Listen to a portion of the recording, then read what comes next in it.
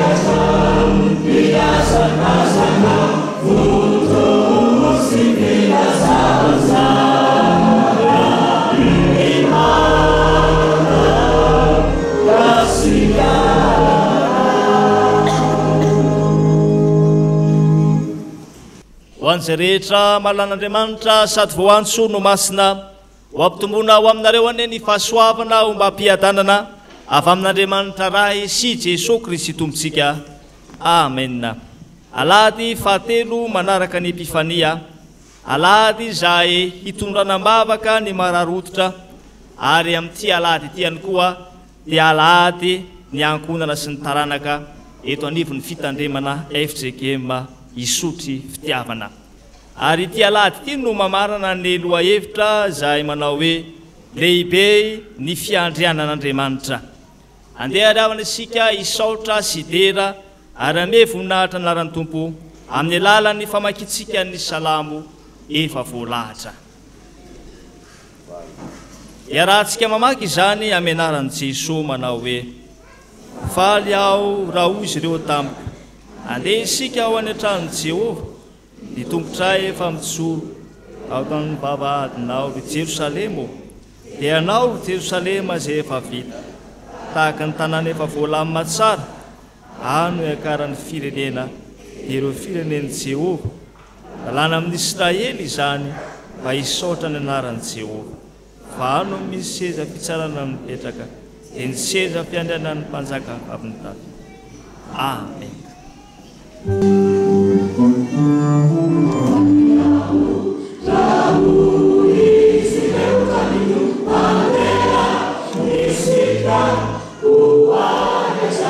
Jehovah, Alleluia,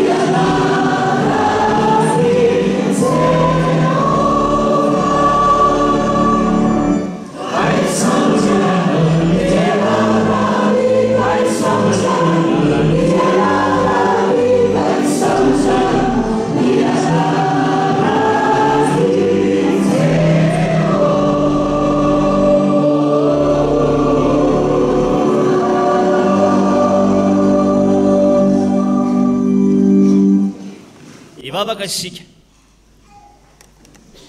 izany Andriamanitra ray zanaka fanay masino no tononkira-panahy izay mipololotra ty amponay miseho eto anatrehanao zahay eto amin'ity tranonao masina etya zay tsy iza fa vavadiny lanitra eto no hanehonao ny voninahitrao eto no isehon'ny fiandriananao Andriamanitra ka ndreto zahay Tompo ankonina sy taranaka mankalaza anao zahay miseho eto anatrehanao zahay mame voninahitra ny anaranao zahay sotranao zay Tompo fa tsy navelanao tafandrimanitra tany misy natsirary avy tany zahay fa nitaominao zahay ka de papinao tonga eto amin'ity temponao masina itya ary miseho amin'ny alalan'izao ankonina sy ny taranaka eto anivon'izao fitsike misy fitiavana izao ankina izay metraka velom-pilatanao ara Tompo zay rehetra ho tanterana eto ka aoka ny voninahitra rery Tompo niseho sy sandratra amin'ny fanompona rehetra tanterana eto dia manatrefenao anay Tompo ary aoka hiasa ty anatinay ny fanainao masina amin'ny anaran'i Jesosy Kristy mpamonjy anay manankely avy any Nazareta no anaovana izany vavaka izany. Amen.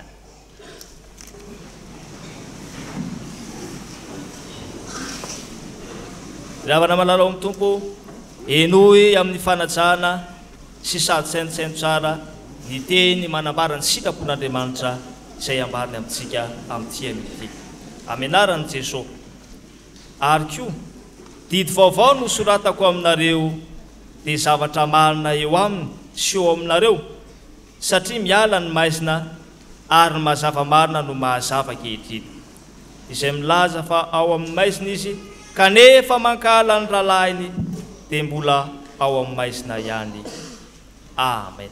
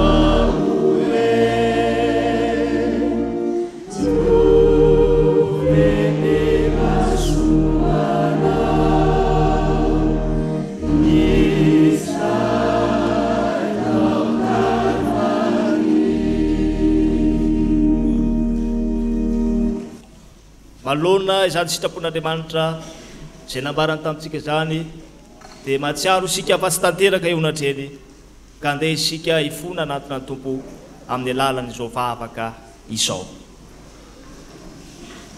Andriamanitra rainay eo, rainay amin'ny alalan'i Jesosy Kristy mpamonjy anay ianao. Menatra sy mangay azy ay Andriamanitra ary manetry teny eto anatrehanao izahay, miaiky izahay fa tsy nahatanteraka izany sitraponao izany. Tsy niaina tamin'ny fitiavanao izay Andriamanitra, mbola niaina tao anatin'ny maizina ihany izay na dia fa nesorona niala tao anatin'izany fahamaizina izany ary. Mbola nisafidy hatrany izay ho ao amin'ny maizina ary mbola mankahala ny rahalànay izahay, mankahala ny manodidina anay izahay. Tompo, ifonanay eto anatrehanao izany, tsy fahantanteranay izany. Vonoiny sy fahatsolay Andriamanitra ary mamela ny elokay sasao amin'ny ranao Jesosy Kristy izahay mba hadio tanteraka ary hamasino hatokano anao Andriamanitra. Manana ny tsy fahatanteranay avy zay tsy ray avy tonga eto Tompo, ka ino izay Tompo, hanonona izany ampahanginana enory Tompo ny fifonana izay hataona eo anatrehanao.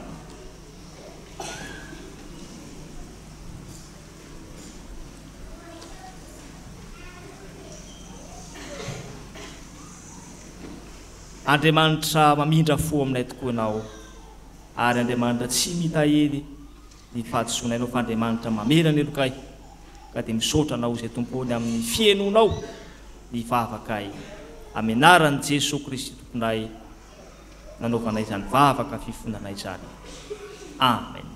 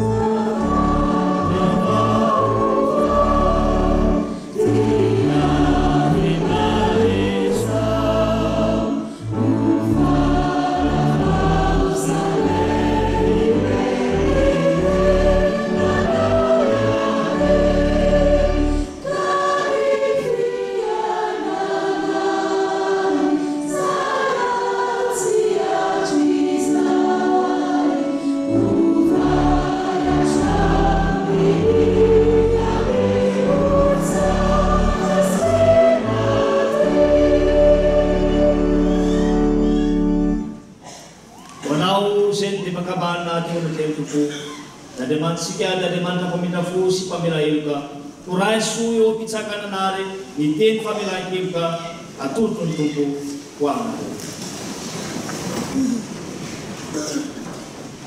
Avia ny fandahatra isika ho Jehova, na dia tahaka ny tsaky aza ny fahotanareo dia ho fotsy tahaka ny oram-panala, na dia mangatrakatraka tahaka ny sily aza dia ho tahaka ny volony fotsy. Ambara ny anarany Tompo, fa voavena ny elokareo noho ny anarany masina. Aleluia, miderany Tompo.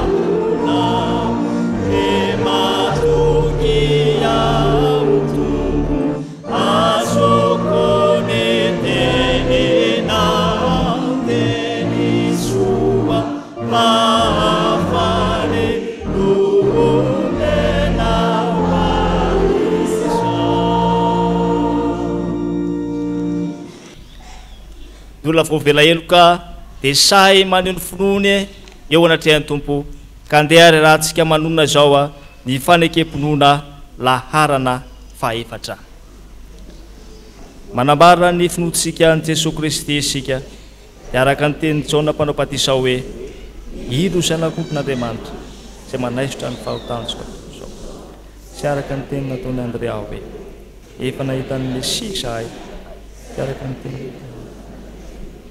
alo ianao zanak'Andriamanitra ianao sy araka ny teny nataony Samaritana hoe ny tena nainonandre ka fantatray fa izy tokoa ny mpamonjy izao tontolo zao sy araka ny teny nataony Petera hoe ianao ny Kristy zanak'Andriamanitra feo ianao ny manana ny teny fiainana mandrakizay ary araka ny teny nataony Tomasy hoe Tompo sy Andriamanitra.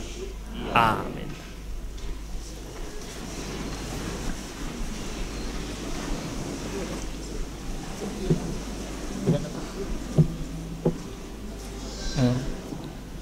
Zao zany zao dia natanteraka hira ny santan'ny fitiavana.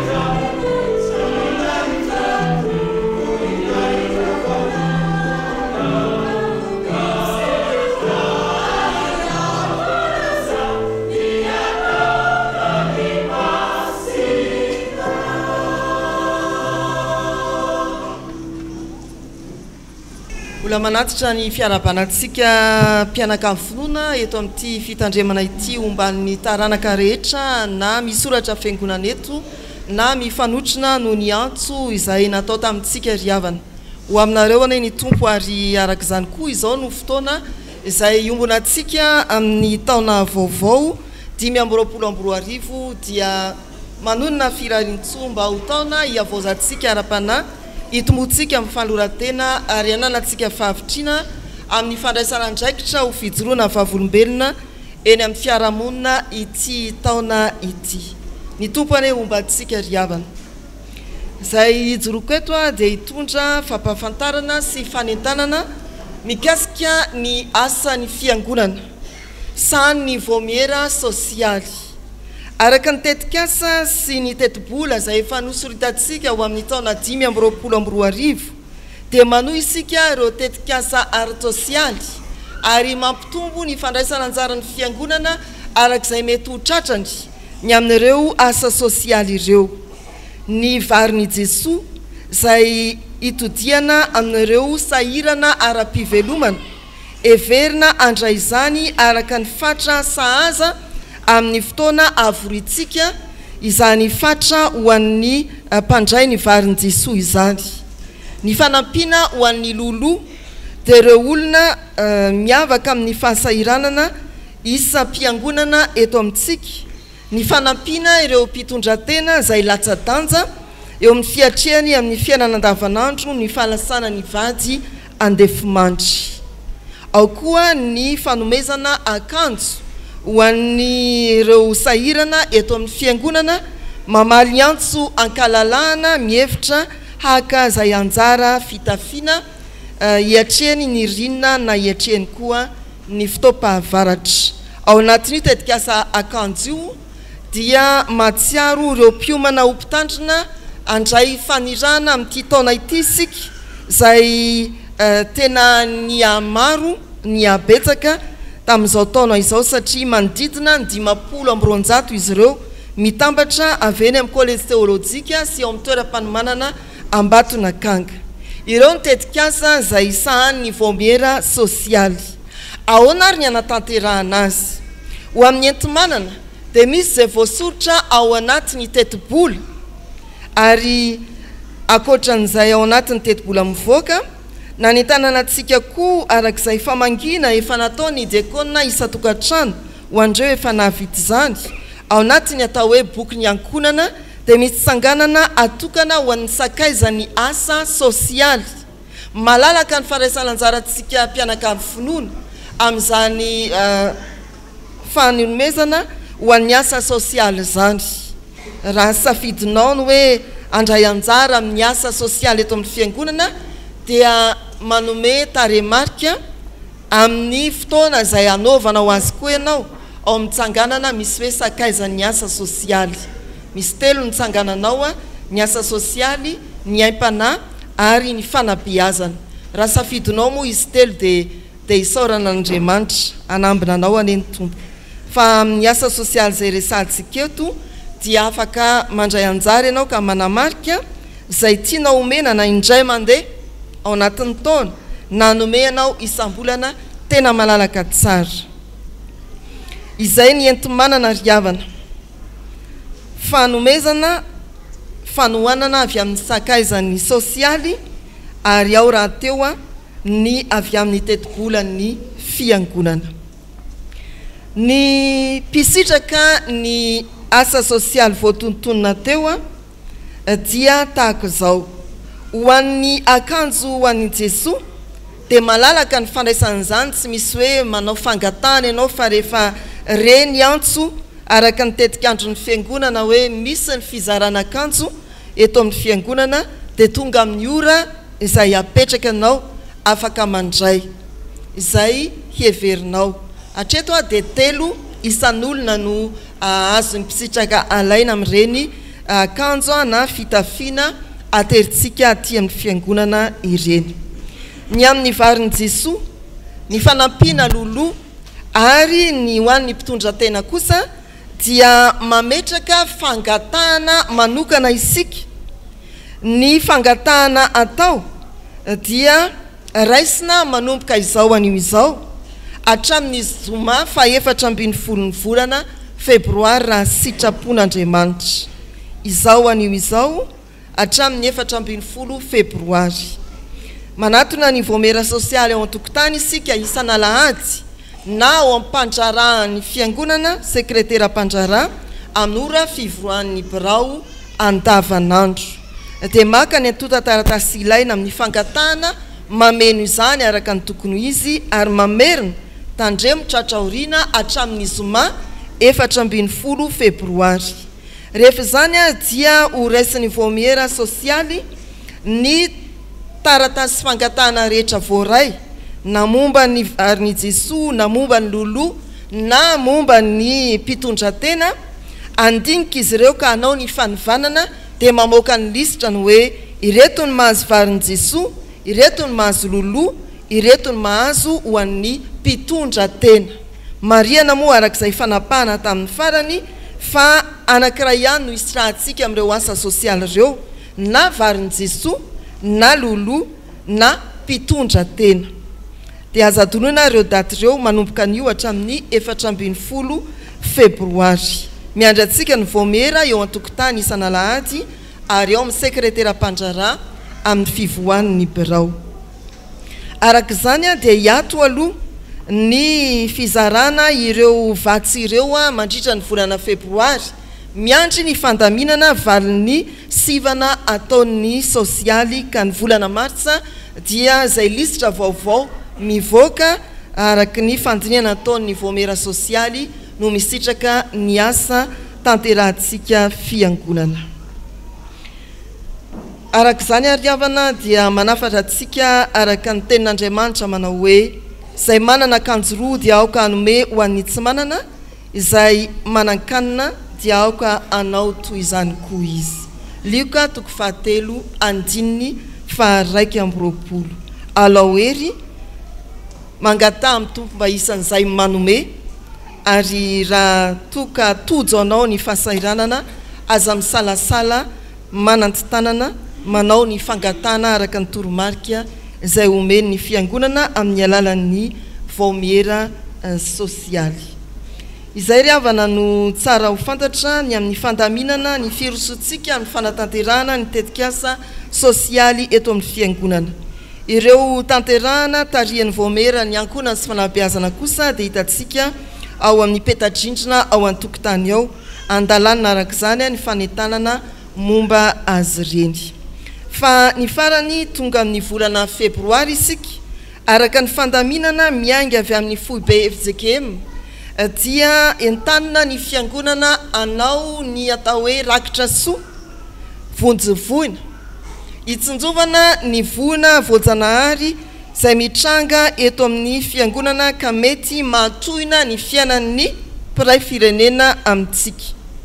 Angonina izay mety ho zavatra ilaina amin'ny fiainana andavanandro, ary amin'ny fotoana izay antsony ny foibe FJKM fa iroso amin'ny fanapariana ireo rakitra soa vonjivoina ho an'izay mety ho tratra ny voina vokatry ny loza voajanahary isika, dia aterina any amin'ny foibe izany vokatry ny rakitra soa natao ny isam-pitandremana izany. Isika teto isotrotiavana dia nanomboka an'izy io ny taona lasa teo ary manohy hatrany hatrany. Ny safiditsika no hoe savony no ataontsika satria azo tehirizina maharitra tsara iny ary ilaina mandrakariva raha misy ny traboina. Ko manomboka amin'ny herin'ny anio dia izy koa izay handray ny savony ho fanomezana ho an'ny traboina izay mitranga matetika moa eo amin'ny fiainan'ny firenentsika no fisian'ny loza voajanahary, dia mitondra izany ianareo ny alahady andavanandro dia ny sekretera mpandrara koa no mandray ny fanomezana avy amintsika. Mety hoe hitondra savony ray fiarabe ianao, mety hoe hitondra savony anankiray ianao, mety hoe hitondra savony bara anankiray ianao, baran-tsavony anankiray, sao dia mieritreritra zavatra hafa indray ianao raha bara ny teneniko eto, baran-tsavony anankiray dia izany ny fanentanantsika. Ny tanantsika maro miara-mandray andraikitra dia avitana be ry havana hitondrana ny anaran'Andriamanitra ianivon'ny synoda FJKM izay manome ampifaliana ankasitrahan'Andriamanitra. Dia ireo no fanentanana momba ny asa miandratsika eto amin'ny fiangonana. Tonga ho amin'ny fotoana ho an'ny ankizy sy ny tanora sika zao ka hitsangana zao ireo ankizy sy ny tanora rehetra hanatanteraka ny hira izay efa voalahatra. Hitsangana ny ankizy sy ny tanora rehetra zany. Yeah.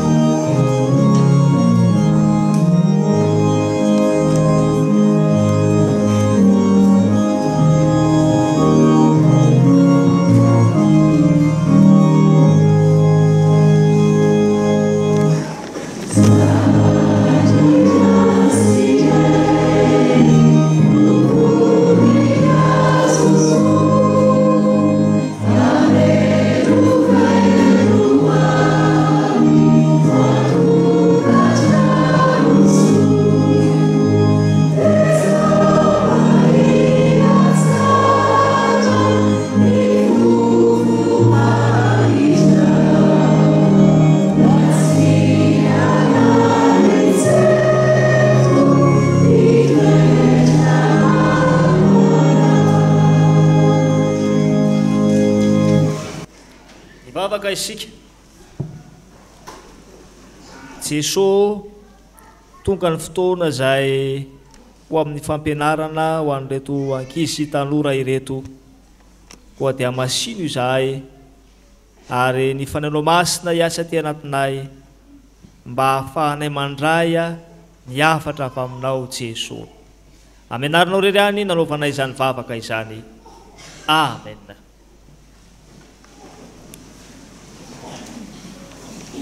Ho aminareo hatrany ry ankizy sy ny tanora ny fahasoavana ho mampiadanana avy amin'Andriamanitra ray sy Jesosy Kristy tompontsika. Amen. Ny soratra masina izay akantsika ny fampianarana amin'ny tia an'ity dia ny filazantsara ny Jesosy Kristy araka ny Marka toko voalohany ka ny andininy fa 1:7 ihany no andeha akantsika afatra amin'ny tia anio ity. Amenaran'i Jesosy manao hoe ary Jesosy dia onena azy ka nanindra ny tanany dia nanendry azy izy ka nanao taminy hoe mety aho madiova ianao. Amen. Andeha aventsika ilay tapany farany io manao hoe mety aho madiova ianao. Amenaran'ny Tompo manao hoe mety aho madiova ianao. Ity soratra masina ity ny ankizy sy ny tanora dia mitantara indrindra ilay nanasitraran'i Jesosy Kristy lay boka. Efa nisy nahita boka ve tsika? Mety efa nisy ny olona efa nahita ary mety koa misy olona mbola tsy nahita.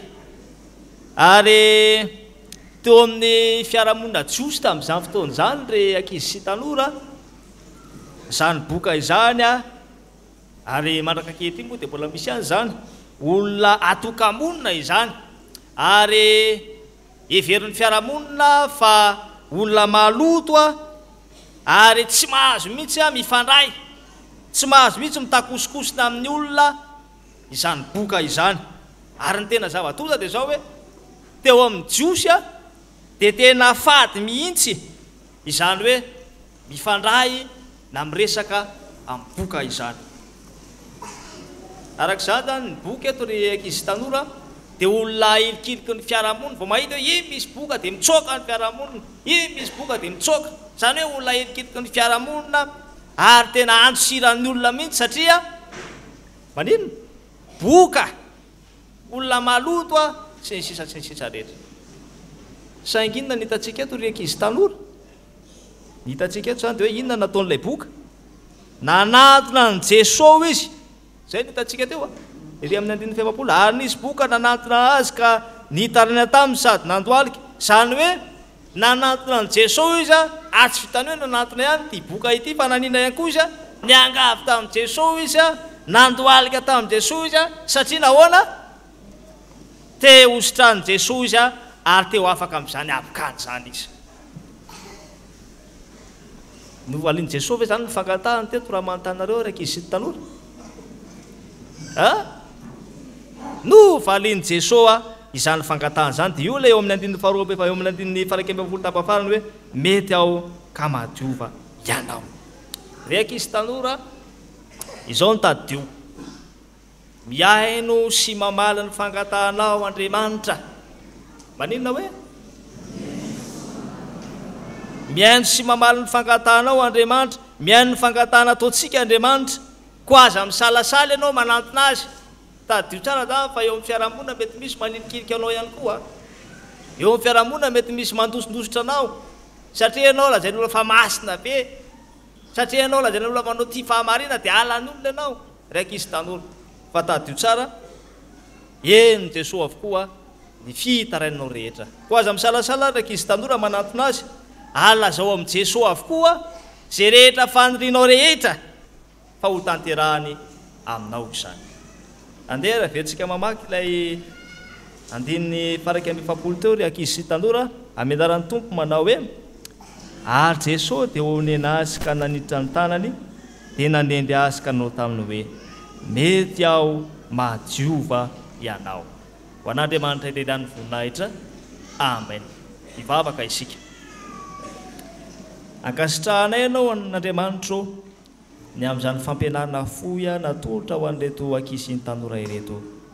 fa nanao masina ne hitahiry izany fampianaran'izany ho amin'izy ireo ary hometoky hatrany izy ireo fa Andriamanitra tsy manilikilik azy ianao fa Andriamanitra kosa miahy no setim-bavaka ataon'ilay tompanonkonao amin'ny anaran'i Jesosy nanaovana ny vavaka amen.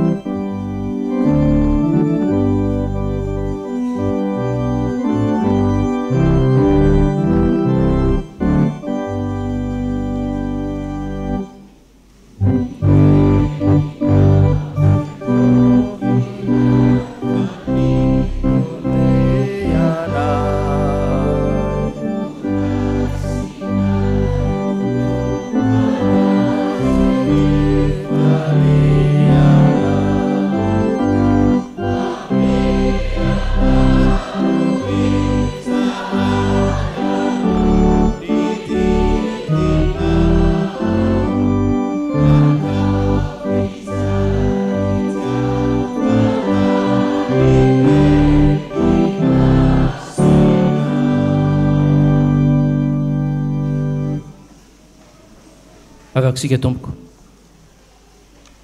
lehibe tokoa ny fiandriananao ka mendrika no dia raina sy ankalazaina mandrakariva ry Andriamanitra tsy toa Andriamanitray isandratany amin'ny avo indrindra ianao ray ny mpitantana sy mpiany fiainanay sotrany ihany koa izay fa mbola mena zao fotoana izao amakina sy hainona ny teninao mety eza ray eo no ny ampen'ny famindraponao mety eza naiky ny fahalemenay sy ny tsy fahatanterahanay eto ampanatitarahan' izany famakina sy fiainona ny teninao zany aoka tompo mba ho izay sitrakao sy avy aminao irery ihany no rainay sy tsapanay teneo ny vavan'ny mpanomponao hamaky ny teninao mba tsy hisy ho latsaka izay tenao ambara amin'ny vahoakanao na izahay hamaky izany na izay hitondra ny afatrao tendre koa tompo ny sofon'izay mainanao mba tsy hare afa-tsy izay tianao renay amin'ny afatrao sy ny sitraponao amin'ny anaranao Jesosy mahavonjy nanovany zavaka izany sotra ray eo amen.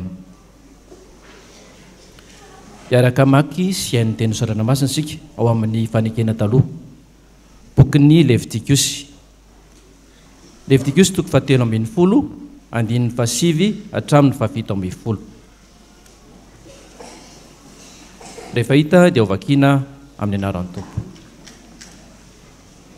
Raha misy abokana amin'ny olona dia hoentina any amin'ny sorona izy ary raha zany mpisorona izy ka hitany fa misy mamotsina fotsy eo amin'ny hoditra sady efa niova ho fotsy ny volo ary tsy misy nofo mangena ena hita eo amin'ny mamotsina dia abokana efa ela teo amin'ny hoditry ny nofony izany ka ataon'ny mpisorona hoe maloto izy tsy atokany toerana akory izy fa efa maloto ary raha hampopoitra mihitsy eo amin'ny hoditra ny abokana ary manenika ny hoditra ilay marary hatramin'ny lohany ka hatramin'ny tongony na aiza zany mpisorona ary zany mpisorona ka hitany fa manenika ny tenany rehetra ny abokana dia ataony hoe madio ilay marary fa efa niova ho fotsy avokoa izy ka dia madio fa raha misy nofo mangena ena miseho eo aminy dia aloto izy ary raha zany mpisorona nofo mangena ena dia ataony hoe maloto izy fa maloto ny nofo mangena ena abokany zany ary raha miova ny nofo mangena ena ka tonga fotsy dia akeo amin'ny mpisorona izy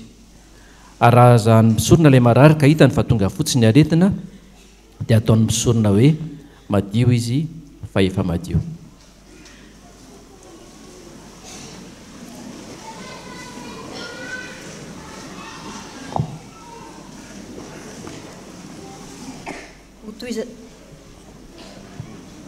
Hotoizantsika famakiana ny soratra masina ao amin'ny fanekena vaovao filazantsara araka ny marika toko voalohany andininy 7 ka hatramin'ny 7 ary ho faranantsika ny famakiana ny soratra masina ao amin'ny epistily no soratany Jakoba toko 5 andininy 7 ka hatramin'ny 7 rehefa hita dia ho vakiana amin'ny anaran'ny tompo.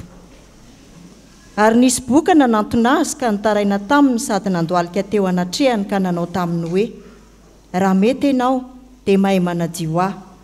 Ary Jesosy dia onena azy ka nanintsitra ny tanany dia nanindry azy ka nanao taminy hoe mety aho madiova ianao.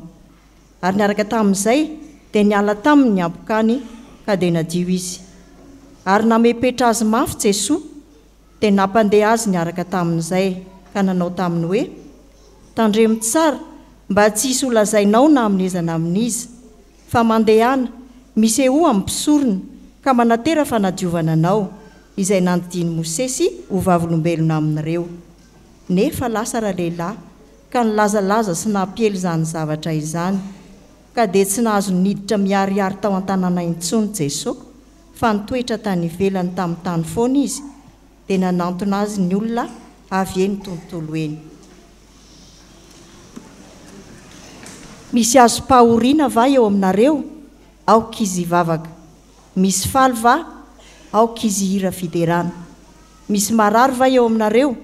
Aoka izy apaka ny lolon'ny fiangonana ary aoka hanositra diloilo azy amin'ny anaran'ny tompo ireo sady vavaka eo aminy. Ary ny vavaky ny finoana dia hamonjy ilay marary fa ny tompo hanangana azy ary raha nanota izy dia avelany elona. Ho mifaneke eloka ianareo ary mifampifavaha mba ho sitrana ianareo. Ny fiasan'ny vavaky ny marina dia mahery indrindra. Eli dia olona tahaka antsika ihany ary izy nahery ny vavaka mba tsy hilatsahan'ny ranonorana dia tsy nilatsaka tamin'ny tany ny ranonorana 3 taona sy 9 bolana. Ary ny vavaka indray izy dia nandatsaka ranonorana ny lanitra ka nahavokatra ny tany. Amen.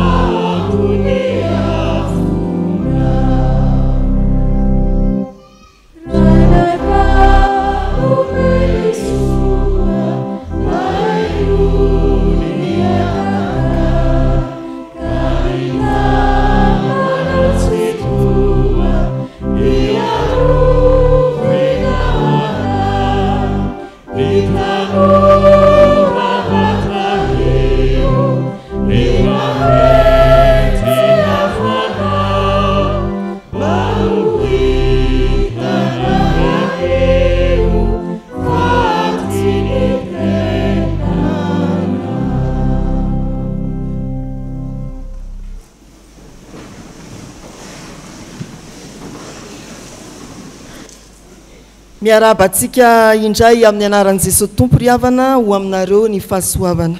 Raha niditra izao tranon'Andriamanitra izao sika dia mety niompeo tamin'ilay marary hoditra nanatona an'i Jesosy ka manao hoe raha mety ianao manadio aho.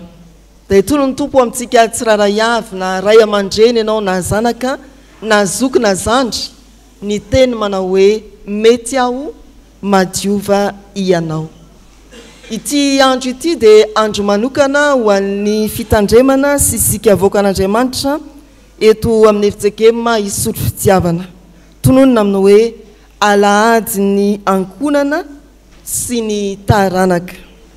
Raisina anafaranantsika ny ao amin'ny Jakoba 5, Jakoba 5 andininy 17 hatramin'ny 17. Jakoba 5 ny andininy 17 hatramin'ny 17. raha ny soramandry eny ambony eo amin'ny ambony andiny fafito indrindra dia milaza fa izany andiny soratra masina manoloana antsika izany dia afatra natolotra ho an'ny kristianina azo pahoriana mitodika amin'ny kristianina izao teny izao ary raha mpifanandrifiana amin'ny antom-pivorintsika manokana dia mitodika amintsika ankonana na fianakaviana na taranaka kristianina. Ny voambolana hoe ankonana dia tena voambolana ara-baiboly izay ilazana indrindra ny miaramonina ao ambany tafitrano, ny iray trano, ny mivoaka sy miditra ny tokonam-baravarana anankiray maray tsy ariva. Izay ny atao hoe ankonana. Mety hoe ny iray aman-dreny sy ny zanaka ary izay taiza ao an-trano zany. Ny hoe fianakaviana indray ara-baiboly dia anondrona ireo iray fiaviana na iray tanindrazana mety manana sotoavana iraisana koa. No hoe taranaka ara-baiboly dia ireo zay namakivaky ny tantara nanana fiandohana mitovy ao anatin'izany ny voambolana hoe Genesis, nanana fiandohana mitovy mamakivaky ny tantara ary mbola voazona mandraka ankehitriny namakivaky ny vanim-potoana. Ireo dia voaboanga ao anatin'ity fotoana ity ny antsonantsika ankonana mety ny mpiaramonina ao anatin'ny trano, ny antsonantsika isam-pianakaviana araka ny voalaza teo mety iray fiaviana, iray tanindrazana manana sotoavina iombonana, ny taranaka ny ainga tany aloha be tany mety tsy hitanao tsy fantatrao anarana akory, mety voatonona anarana eto ihany fa namakivaky ny tantara sy ny vanim-potoana ary mbola voazona mandraka ankehitriny izany fiombonana izany. Mitodika amin'ny ankonana, amin'ny fianakaviana, amin'ny taranaka kristianina ity soratra masina manoloana antsika ity ny Jakoba 5:17 hatramin'ny 17. Ireto no afatra riavana: ankonana, fianakaviana, taranaka, feno vavaka. Ny faharoa, ankonana na fianakaviana na taranaka, feno fifankatiavana. Ary ny fahatelo, ankonana, fianakaviana, taranaka, feno fahamarinana. Ireo no afatra ampombaina antsika amin'ity fanompompivavahana ity. Ankonana, fianakaviana, taranaka, feno vavaka. Ataoko hoe tranom-bavaka ny tranontsika. Fianakaviana, ankonana, taranaka kristianina. Indrindra ny andiny ny 17 hatramin'ny 15 amin'ny anaran'ny Tompo manao hoe: misy azo pahoriana va eo aminareo? Aoka izy? Misy faly va? Aoka izy? Misy marary va eo aminareo? Aoka izy? Ampaka ny loholon'ny fiangonana ary aoka hanositra dililo azy amin'ny anaran'ny Tompo ireo sady hivavaka eo aminy. Ary ny vavaka ny finoana dia hamonjy ilay marary fa ny Tompo hanangana azy, raha manoto izy dia avela ny elony. Ankonana na fianakaviana na taranaka, feno vavaka, tranom-bavaka ny tranony. Amin'ny fahoriana dia mivavaka izy. Amin'ny fifaliana, feno hira fiderana ny tokantranony. Amin'ny tsy fahasalamana dia miantoraka amin'Andriamanitra, mifandray amin'ny fiangonana izy miantso ny loholona mba hivavaka ary mamaly izany vavaka izany ny Tompo Andriamanitra. Riavana malala rehetra ao amin'ny Tompo, mahafinaritra tokoa ny mahita ankonana feno vavaka ary mahabe fanantenana ny mahita fianakaviana tena miazo an'izany sotoavin'izany hoe kristianina isika hatramin'ny ray aman-drenitsika taloha tany ka mandraka ankehitriny eny mandra-piavin'ny Tompo voazony izany. ary mahafaly indrindra ny mahafantatra fa maro ny zanaky ny fiangonana tena taranaka kristianina, taranaka mpitandrina, taranaka kristianina, tsy mbola very teny an-dalana na makivaky ny tantara ny maha-kristianina azy. Izao no fampandiniana ho antsika tonga miatrika ity fotoana ny ankonana fianakaviana ary taranaka ity. Mety hoe feno varavarakely ny tranonao, azonao antsaina angamby zany. Mety hoe feno voninkazo ny tokotanitsika hatrany an-trano, tsara koa zay. Mety hoe feno voaloboka, mahafinaritra zany. Mety hoe feno inona koa, feno vola, saika tsy teneniko fa niteneniko ihany. Fa ny tsara indrindra akoatran'izay mety fahafenona amin'ny voninkazo, amin'ny varavarakely, amin'ny vola, amin'ny zavatra samihafa sahoadino, fa tsy maintsy tokantrano feno vavaka ny tokantranontsika, amin'ny fahoriana mivavah, amin'ny fifaliana feno hira fiderana ny tranontsika, amin'ny tsy fahasalamana aza misalasala manatona an'Andriamanitra ary miantso ny fiangonana mba hivavaka. Aza donoina fa mitodika amintsika kristianina ity soratra navelan'i Jakoba ity, miantso atsika mba hanana fiainam-bavaka mitohy amin'ny fotoana rehetra, amin'ny trangan-javatra eo amin'ny fiainatsika.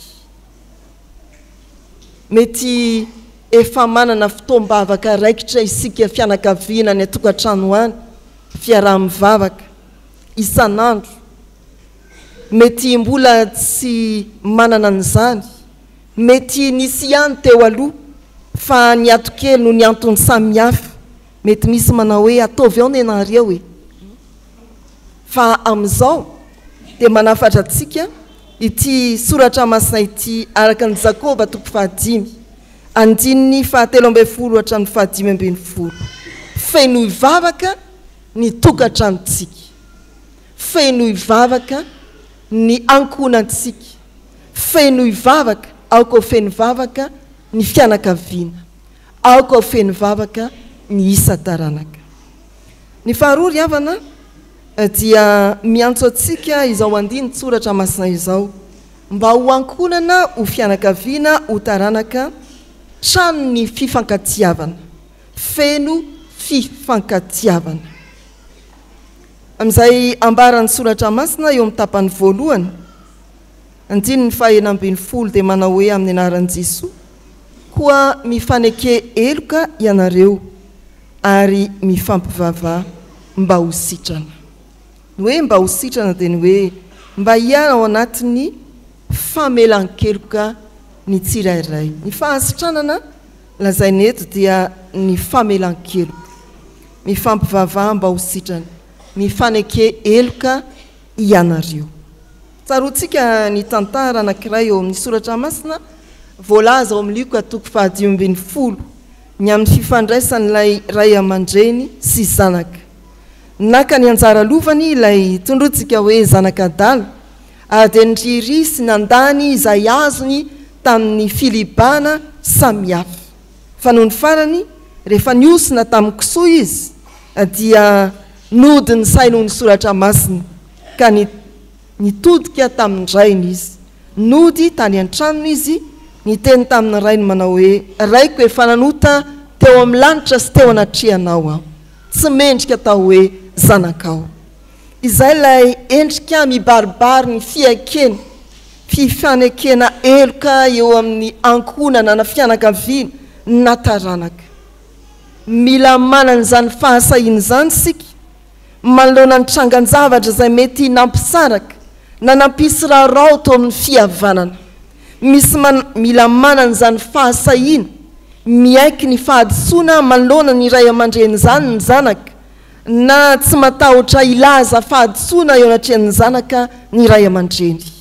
Ray mpianakaviana, elabe atsy teto aminareo miaiky ny fahadisoako aho, tonga azao. Ray sampitiavana koa izy raha manao izany.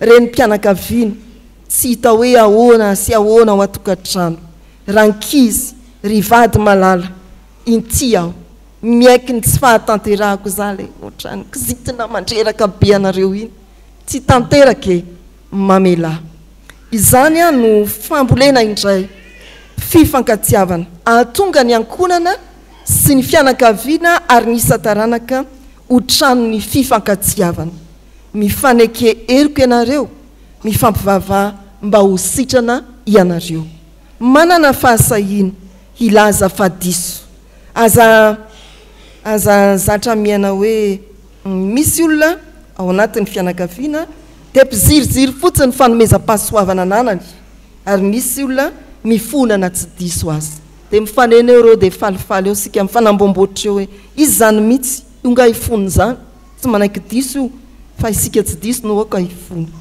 na koa hoe ny zatra marina de miaramonina mimpandevitra fony mba hampivadio indray ny tantary nde ianao lay tsy mahay mandevitra mba handevitra nde ianao lay tsy manaiky diso tsy iziriziry intsony ovay ao amin'ny tompo ny fomba fiainatsika isanankonana fianakaviana taranaka amboleo indray ny fifankatiavana amin'ny alalan'ny fahaizana miaiky vadisoana ary amin'ny fifampivavahana mba ho voavela heriko ny tsirairay ary iaina ny famelan-keloka ny isa tokantrano sy isa-pianakaviana isa taranaka aza menatra miaiky fahadisoana tsy enatra zany fa fandrindrana fihavanana fambolena fifankatiavana tsarovy araka ny taridalana dinika mariazy ny fiangonan'i Jesosy Kristy eto Madagasikara de mampianatra mazava manao hoe eo amin'ny fitaizana ny taranaka sy ny zanaka nomen'Andriamanitra tsy marina foana ny ray aman-dreny ary tsy diso mandrakariva ny zanaka mety samy manao fahadisoana isika fa amin'izay indrindra no iainantsika ny soratra masina mifaneke heloka ianareo ary mifampivavah mba ho sitrana ny fahatelo ry havana ankonana sy fianakaviana taranaka trano ny fahamarinana miaina amin'ny fahamarinana koa satria voavela heloka ny tsirairay ao anatin'ny ankonana na ny fianakaviana sy ny taranaka de efa marina raha teo eo anatrihan'ny Kristy izy hoy ny tapany faharoa amin'ny 9:40 amin'ny anaran'ny tompo ny fivavaky ny marina de mahery indrindra mitaky fahamarinana ny fiainan'ny ankonana sy ny fianakaviana ary ny isan-taranaka ianao ny aiky ny fahadisoana tsy tamin'ny ray trano ihany fa teo anatrihan'i Jesosy Kristy indrindra tena ndray ny fahamarinana raha miaiky ny fahotantsika isika de matoky sy marina izy ka mamela antsika sy manafaka antsika manadio antsika ho afaka amin'ny tsy fahamarinana rehetra voavela heloka ny ray trano ny mpianakavy ny isa taranaka ary de miaina ny fahamarinana miaina ny fahamarinana tsy hoe voavela heloka fotsiny de falifaly fa mandeha amin'izay araka ny sitrapon'Andriamanitra ny fiainany tsirairay de ilaozany zany araka zany ny laingalainga atao hoe vaventy sy madinika fa samy laingy zany eo anatrihan'ny tompo avy amin'ny ray aman-dreny avy amin'ny dada ho an'ny neny avy amin'ny neny amin'ny dada avy amin'ny ray aman-dreny amin'ny zanaka avy amin'ny zanaka amin'ny ray aman-dreny ilaozany zany fa tsy ankasitran'Andriamanitra ary tsy azahoantsika valim-bavaka ny fiasan'ny vavaka ny marina de mahery indrindra tsy hoe ny amaroantsika miara-mivavaka fa ny fahamarinana ilay mpivavaka natokana tahaka ny Elias de afaka ny antsoorana avy tao anatin'ny 3 taona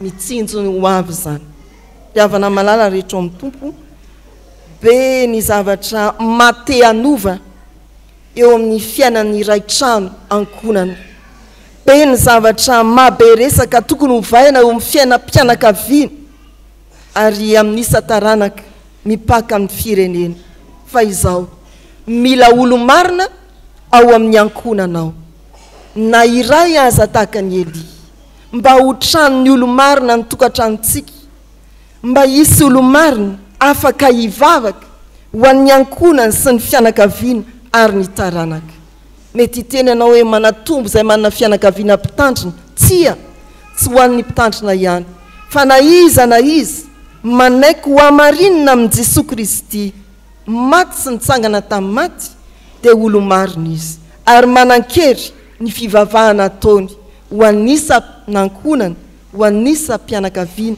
ho anisa taranaka mba ianao lay Eli ao amin'ny fianakaviana lay marina ka mahery amin'ny fivavahana afaka hitondra fiovana eo amin'ny ankonana fianakaviana na ny taranaka eny ny firenena mba ianao lay Eli mandravaka ny ankonana sy ny fianakaviana tsy mitsahatra mivavaka ho an'ny tsirairay aza misy adonona fa tonony amin'ny anarany ny isanankonana ao aminao tonony amin'ny anarany ny isa mpianakaviana tonony amin'ny anarany ny taranaka indray mihira riavana malala rehetra amin'ny tompo tsarovy ary fa manomboka izao indray tenen'ny tompo isika mba ho ankonana fianakaviana taranaka trano mbavaka feno vavaka isika mba ho ankonana fianakaviana taranaka trano ny fifankatiavana hifampiaky fahadisoana isika ho ankonana fianakaviana taranaka tena trano ny fahamarinana tsy hoe raha misy marina ray ao dia tsy handringana ny tompo fandery tsy ho anankiray ihany fa isika rehetra dia andray ny fahamarinana avy amin'i Jesosy Kristy efa namonjy atsika iaina ny fahamarinana ka ndeha araka ny sitrapon'Andriamanitra manomboka ity andro animity ndeha ary raiso izany teny izany ho fiainana isanankonana sy ny fianakaviana ary ny taranaka dia ho hitanao ny fahamarinana ny teny manao hoe ny fiasan'ny vavaky ny marina dia mahery indrindra amen. Iomina amin'ny vavaka isika. Isaorana ianao Andriamanitro ny amin'ny ity fotoana ity izay nandrenesanay ny sitraponao indray tamin'ity anio ity. Nampianatra anao Tompo mba ho tena ankonana fianakaviana taranaka ho feno vavaka izahay. Mba ho ankonana feno fifankatiavana, ho tranon'ny fifankatiavana ary ho ankonana ho tranon'ny fahamarinana. Isaorana ianao Tompo fa tianao hatrany izay ka hitenenanao ary anambaranao ny sitraponao izay tianay iainanay amin'ny kristiananay ka ampianaro izay Tompo mba tena ho ankonana olimbavaka izahay, olony vavaka izahay. Ny vavaka tokoa dia anisan'ny fifandraisanay aminao. Nandray Tompo rehefa misy mahatery anay, misy olana izahay dia hiantoraka eo anatrehanao izahay. Fa rehefa metimety ny fiainanay dia toa adinonay sy tsy tsaroanay kory ianao. Fa ampianaritra Tompo mba tena hifandray aminao tsy tapaka izahay na amin'ny fotoana manao ahoana na amin'ny fotoana manao ahoana dia ampianaro ny fiangonana mba tena hifikitra aminao ary mba hiaina amin'ny fiainam-bavaka tokoa, ny isa ambatan'olona, ny isa tokantrano. Ampajakao ihany koa Tompo ho amin'ny reto vahoakanao reto ny fifankatiavana, ny fitiavana eo amin'ny mpiray-monina, ny fitiavana eo amin'ny ankonana, ka le fitiavanao Jesosy mihitsy no aoka iainana izy ireo. Fa ankehitriny koa Tompo dia maro ny asan'ny devoly izay mandrava ny ankonana tsirairay avy. Toa lasa feno fankahalana izany no iainana ao anatin'ny ankonana, fanaratsiana maro isan-karazany. Ampianaritra Tompo iaina amin'ilay tititiavanao izahay dia mba hifankatia.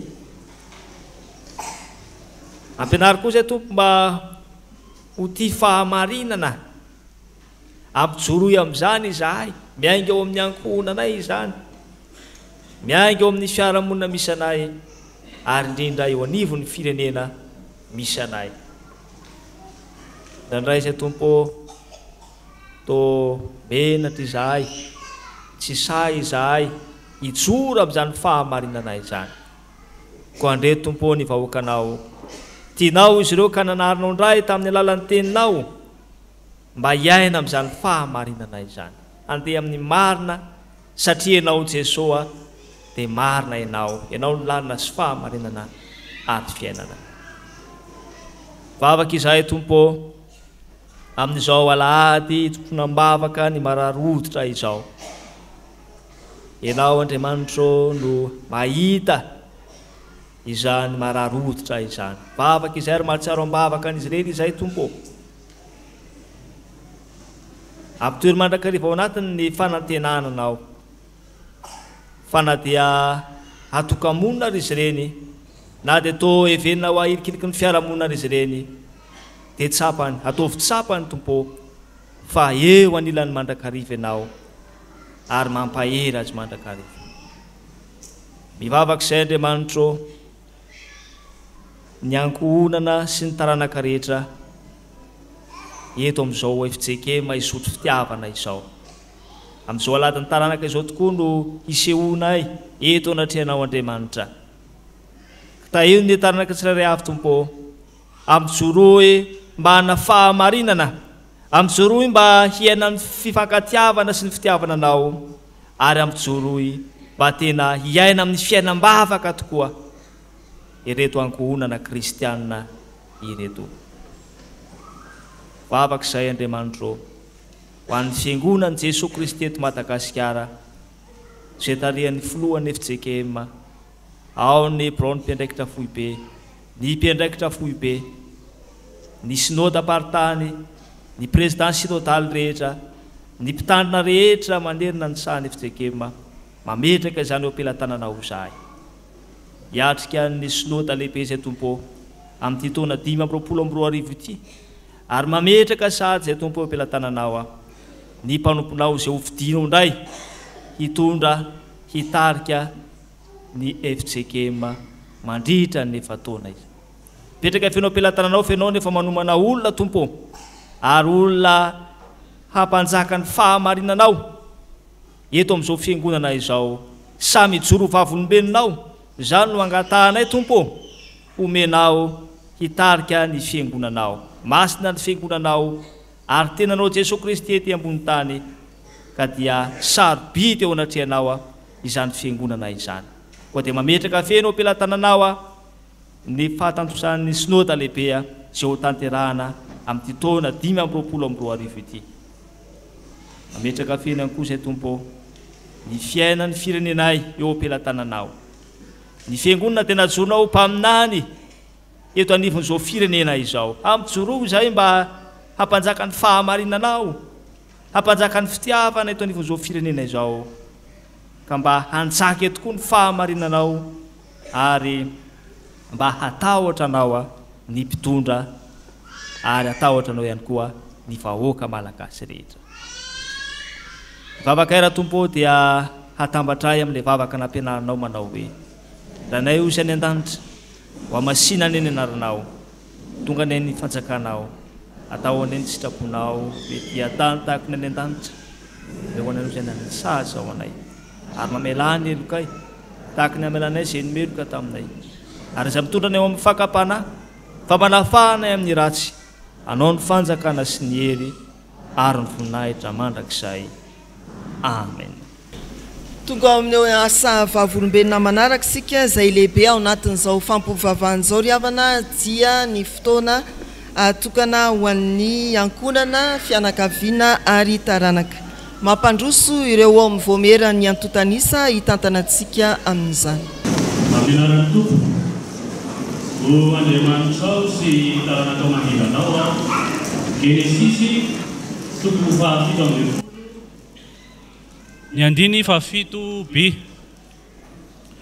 izany andiny tsoratra masina izany ry havana no hiarabanantsika amin'ny anaran'ny Jesosy Kristy lohan'ny ankonana sy ny taranaka araka izany dia zava-dehibe sy sarobidy eo anatrehan'Andriamanitra ny ankonana sy ny taranaka misy eo anatrehany ho fijoroana vavolombelona noho ny fiorenam-piombonana eo anivon'ny ankonana sy ny taranaka tsirairay avy isika eto anivony fitandramana isotro fitiavana dia mbola manatanteraka hatrany ny alahadiny ankonana sy ny taranaka tahaka izao. Koa mankasitraka ny mpianakavy ny finoana rehetra nanoana ny antso ka ny soratra anarana araka ny fandaminana izay efa napetraka sy isika 580 tonga eto miara-miombona. Ilay Andriamanitra ray be fitiavana ny amaly fitianareo ankonana sy taranaka tsirairay. Ho fandaminana ary dia hotononina indro ny anaran'ny lohan'ny ankohonana na taranaka hiakatra ety. Antso voalohany dia fiomanana ary ny antso faharoa dia miakatra ety amin'ny altara ny ankonana na ny taranaka sady makasary miaraka amin'ny mpitandrina mivady ary manao rakimpisaorana mariky ny fanoloran-tenantsika. Ny sary dia azo fandriana ao an-tokotanim-piangonana. Ialana tsiny dieny melo raha misy fahadisoana ny fanoratana na ny fanonona ireo anarana. Misaotra tompoko. Eny ary javana mialoha ny fandaminana izay hitarihan'ny voamerantsika dia alefa mialoha ity fitondrana mambavaka ao anatin'ny asa vavolombena ity satria mety misy antony manery atsika ara-potoana na ara-pahasalamana tsy maintsy andianana mialoha ny firavana. Manasa atsika rehetra hitsangana riavana andresy andray izao soratra masina izao ary hoentina ambavaka. Misy reto soratra masina anankitelo reto zay teny fampanantenana fikasana atolotry ny tompo ho antsika isanankonana sy fianakaviana ary taranaka. Ao amin'ny Genesis 7:17 izay tsahivina isaky ny sakramentany batisy mbola nitsahiviny voamera teo manao hoe amin'ny anaran'ny tompo. Ho Andriamanitra ao sy ny taranakao mandimby anao ao. Ho marina amintsika izany. Momba ny fianakaviana ao amin'ny Jeremia 1:30 misy teny manao hoe amin'ny anaran'ny tompo. Ho Andriamanitra ny fianakavian'ny Israely ao ary izy ho oloko.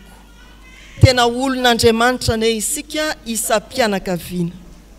Ary ao amin'ny asan'ny apôstôly 2:40 ny andininy 430 aitsika manao hoe amin'ny anaran'ny tompo. Minoan Jesosy tompo dia hovonjena ianao sy ny ankonanao. Ny fijoroanao anivon'ny ankonana hitarika ny ankonanao handray ny famonjena ao amin'ny Jesosy. Hivavaka isika. Tompo amin'ireo tenin'Andriamanitra marobe efa novakinay na mbola tsy voavakinay voarakitra ao amin'ny Baiboly dia misaotra fa fantatray tamin'ny alalan'ny hafatra ary tamin'ny alalan'ireo andinin-tsoratra masina anankitelo novakiana fa mitodika manokana amin'ny ankonana sy ny fianakaviana ary ny taranaka ianao mametraka teny fikasana teny fampanantenana mba ho Andriamanitra sy ny taranakay mandimby anay tokoa ianao ka tsy ho foana eo amin'ny taranaka izay hotononona ny finoana ao Andriamanitra ao amin'ny Jesosy Kristy eo ambany fitarihan'ny fanahy masina. Mba ho Andriamanitra ny isa-pianakaviana ianao ary izahay olonao olo marina ao Andriamanitra tahaka ny Eli. Mba tsy ho foananao enatrehanao ny fisian'ny olona anankiray mino ao amin'ny ankonana hitarika azy ireny hitarika ny ankonana manontolo ho resy lahatra ny filazantsara hanana anjara koa amin'ny famonjena vitan'i Jesosy Kristy. Fa manampy indrindra anay ianao tompo amin'ny fiainanay andavanandro ny fikarakarana ny isanankonana mba ho tovinao aminay koa ny teny fa zanakao sy asan'ny tananao izahay dia didinao ihany. Manampy anay ianao amin'ny asa mandrara anay ka ho fantatray fa salama sy ambinina amin'ny zavatra rehetra tokoa izahay tahaka izay anambinanao ny fanahinay manampianay amin'ny fikasana tsara ao anatin'ny tsirairay manomboka mikely ka hatramin'ny lehibe indrindra mba ho tanteraka aminay ny teny fahinao Andriamanitra no miasa ao anatinay na ny fikasana na ny fanaovana atanteraka ny sitraponao enganery tompo zao vavaka atononay ankehitriny zao mba hiaro ny taranakay aoriana amin'ny anaranao Jesoa amen aoka hipetraka ny fiangonana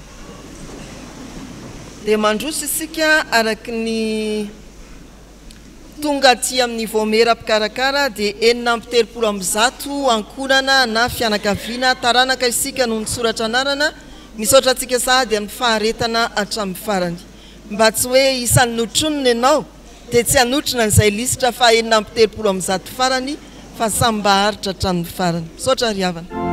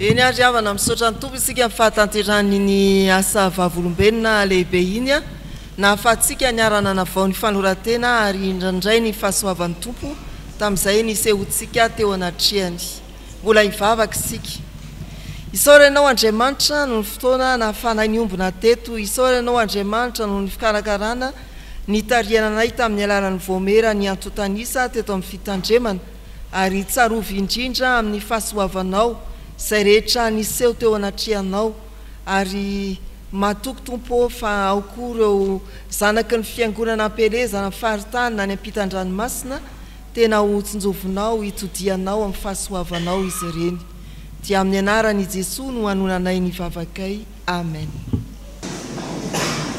Antsika rehefa hitsangana tanteraka hira izay mbola nanarana milohana miatrahana ny tsofinaro.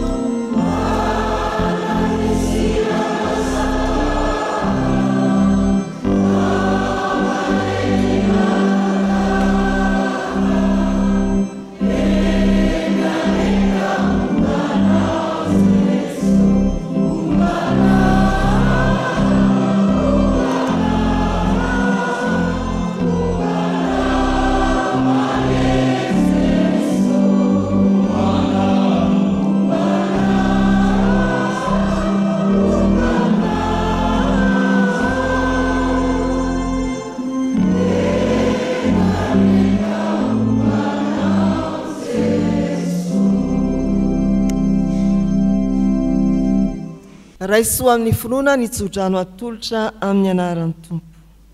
Indro tsy matorina rendrena ny mpiaro ny Israely, Jehova no mpiaro anao, Jehova no fialofanao amin'ny ankavananao, Jehova hiaro anao na mivoaka na miditra, hatramin'izao ka ho mandrakizay. Amen. Mipetraha manao vavaka am-po mangina.